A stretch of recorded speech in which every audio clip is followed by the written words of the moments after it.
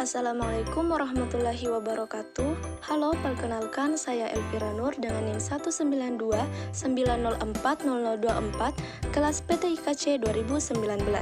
Di sini saya akan membahas tentang klasifikasi media pembelajaran. Sebelum kita ke bentuk dan ciri fisik, unsur pokok, serta penggunaan klasifikasi media pembelajaran, terlebih dahulu kita harus mengetahui apa sih klasifikasi media pembelajaran itu? Klasifikasi mempunyai arti pengelompokan, sedangkan media merupakan alat atau bahan. Jadi, klasifikasi media pembelajaran merupakan pengelompokan alat atau bahan ajar sesuai dengan jenisnya untuk membantu proses berjalannya pembelajaran yang efektif. Bentuk dan ciri fisik. Klasifikasi berdasarkan bentuk dan ciri fisik media pembelajaran yang dikemukakan oleh Setyosari dan Sihkabuden 2005. Yang pertama yaitu media pembelajaran dua dimensi atau 2D, yaitu media yang tampilannya dapat diamati dari satu arah pandangan saja, yang hanya dilihat dimensi panjang dan lebarnya, misalnya peta, gambar, bagan, grafik, papan tulis, dan semua jenis media yang hanya dilihat dari sisi datar saja. Yang kedua, media pembelajaran tiga dimensi atau 3D, yaitu media yang tampilannya dapat diamati dari arah pandangan mana saja dan mempunyai dimensi panjang, lebar, dan tinggi. Misalnya, meja, kursi, mobil, rumah, bola, kotak, dan sebagainya.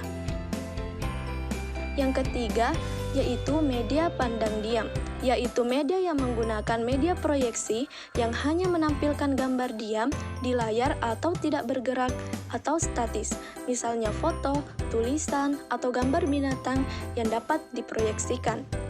Yang keempat, yaitu media pandang gerak, media yang menggunakan media proyeksi yang dapat menampilkan gambar bergerak di layar, termasuk media televisi dan video tape recorder, termasuk media pandang gerak yang disajikan melalui layar atau screen di komputer atau layar lainnya.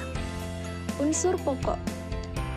Berdasarkan unsur pokok atau persepsi indera, di mana klasifikasi ini merupakan semua media yang dapat dilihat maupun digunakan oleh panca indera manusia. Pada umumnya, berdasarkan unsur pokok atau indera yang dirangsang media pembelajaran, diklasifikasikan menjadi tiga macam, yaitu media audio, media yang menghasilkan bunyi yang hanya bisa diterima melalui media pendengaran, contohnya radio, kaset, audio, dan MP3. Yang kedua, media visual, yaitu media yang hanya mengandalkan indera penglihatan. Media visual menampilkan materinya dengan menggunakan alat proyeksi atau proyektor, karena melalui media ini, perangkat lunak atau software yang melengkapi alat proyeksi ini akan dihasilkan suatu bias cahaya atau gambar yang sesuai dengan materi yang diinginkan. Contohnya foto, gambar, postur, kartun, grafik, dan lain-lain. Media visual, yaitu media yang mempunyai unsur suara dan unsur gambar, sehingga media audiovisual disebut juga sebagai media video. Dalam media video terdapat dua unsur yang saling bersatu, yaitu audio dan visual. Adanya unsur audio memungkinkan siswa untuk dapat menerima pesan pembelajaran melalui pendengaran, sedangkan unsur visual memungkinkan penciptaan pesan belajar melalui bentuk visualisasi. Penggunaan klasifikasi media pembelajaran. Yang pertama, berdasarkan jumlah penggunaannya. Penggunaannya secara individual, antara lain kelas atau laboratorium elektronik, media auto-instruktif, kotak unit pengajaran, media pembelajaran yang penggunaannya secara berkelompok atau kelas, misalnya film, slides, dan media proyeksi lainnya. Dan yang kedua yaitu penggunaannya secara massal, contohnya TV, radio, radio film, dan slide. Berdasarkan cara penggunaannya, terbagi menjadi dua, yaitu media tradisional atau konvensional, yang sederhana misalnya peta, petaton atau simbol-simbol gratis, rotation, atau gambar berseri, dan lain-lain. Dan yang kedua yaitu media modern atau kompleks, seperti komputer yang diintegrasikan dengan media-media elektronik lainnya seperti ruang kelas otomatis, sistem proyeksi berganda, dan sistem interkomunikasi.